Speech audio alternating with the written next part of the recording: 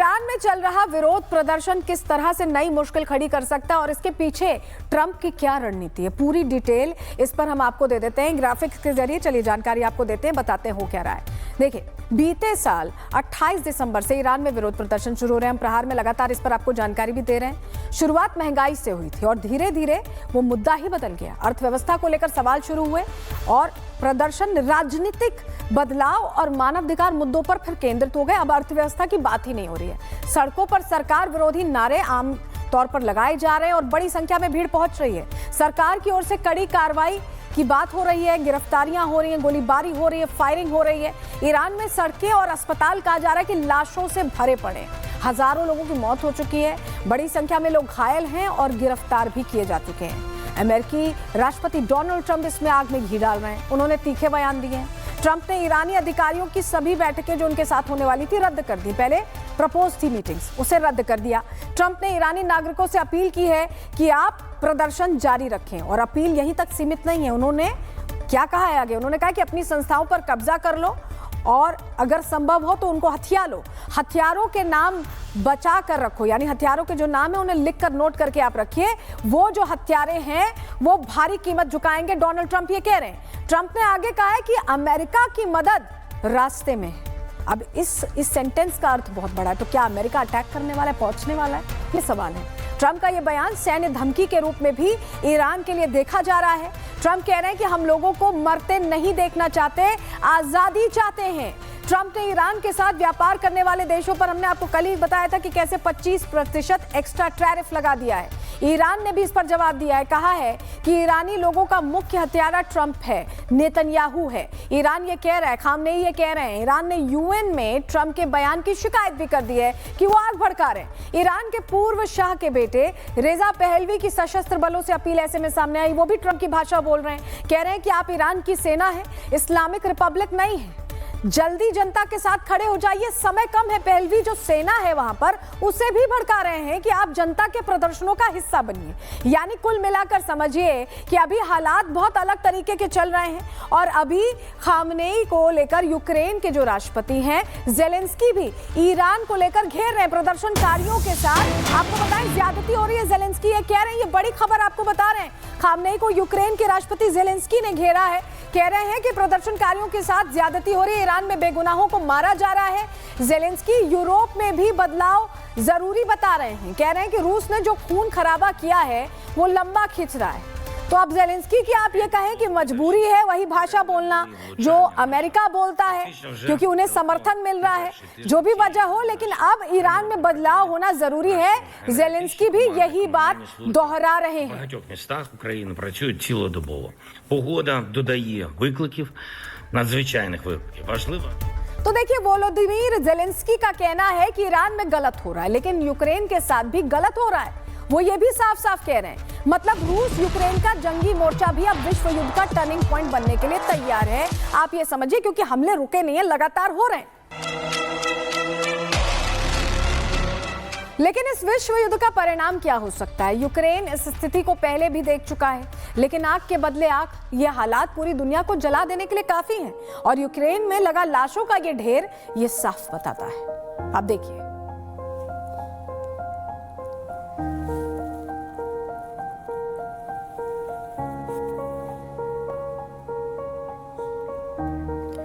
Ukraine जंग में सैनिकों की लाशें गिर रही हैं। तो इस बीच ये तस्वीरें भी सामने आई, आपको हम जहां दिखा रहे हैं, जहां नॉर्थ कोरिया के सन की तानाशाह किम जोंग उन शहीदों की शहादत को भी सलाम कर रहे हैं। आप जरा देखिए।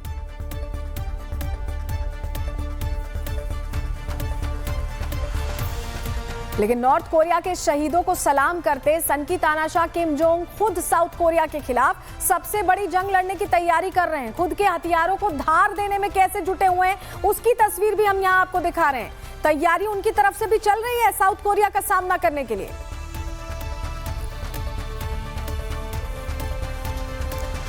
लेकिन देखिए, सवाल यह है कि किम जोंग उन इस उम्र में अपनी अगली पीढ़ी को क्या देकर जाना चाहते हैं, क्योंकि एक लंबे वक्त से किम जोंग इस बात के संकेत देते रहे हैं कि वो जल्द ही अपनी सत्ता ट्रांसफर कर सकते हैं और उनका उत्तराधिकारी कोई और नहीं बल्कि खुद उनकी बेटी ही होंगी।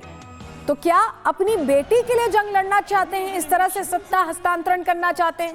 살람 속에 나오시.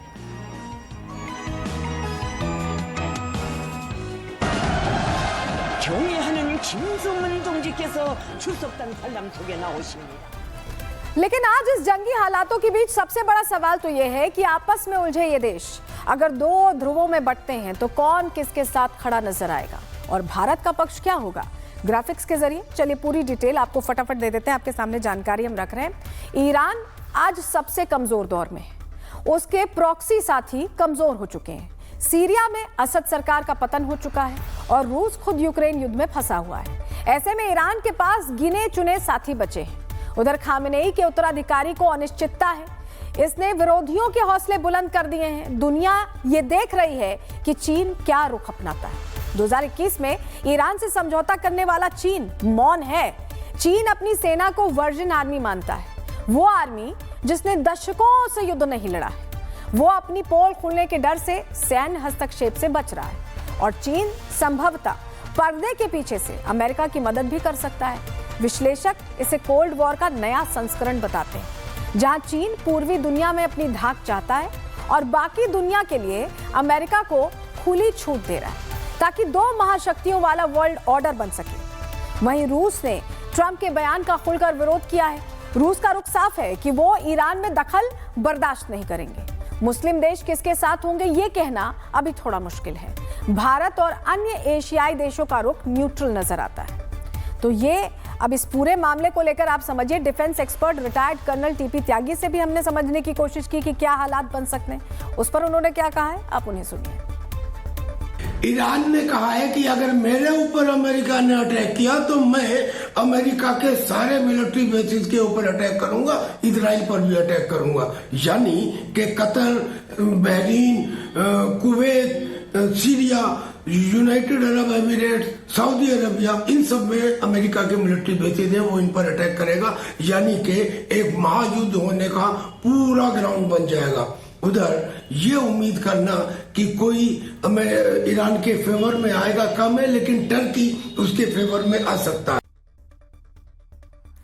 देखिए, अब आप सुन रहे हैं कि कैसे ये जो जंग के हालात हैं बहुत विस्फोटक हो चुके हैं, क्योंकि एक दूसरे से आगे बढ़ने की ये जो जंग है, ये ऐसा लग रहा है कि विश्व युद्ध की घंटी बजा सकती है। अलग अलग मोर्चे हैं, अलग अलग देश हैं जो अपनी प्रभुता बनाए रखना चाहते हैं, अपनी सत्ता बनाए रखना चाहते हैं। और ये सारे जो लीडर्स हैं, हमने आपको बताया 70+ ईयर्स के, तो ये समझौता नहीं चाहते। ये चाहते हैं कि जब ये आगे बढ़ें तो विरासत अपनी सौंपें।